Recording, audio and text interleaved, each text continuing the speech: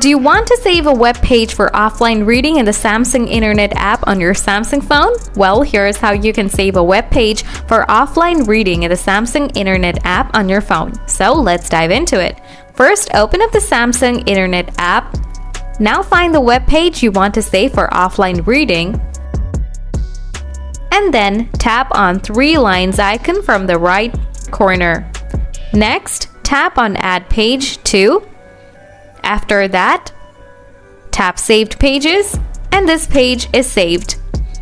If you want to check whether this page is saved or not, then tap on the three lines again.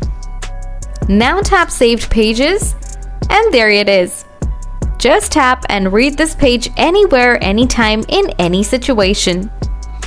Thanks for tuning in, everyone. I hope you found this guide to saving web pages for offline reading on your Samsung Internet useful. If you have any questions or suggestions for future videos, drop them in the comments below. Remember to smash that subscribe button and the ring notification.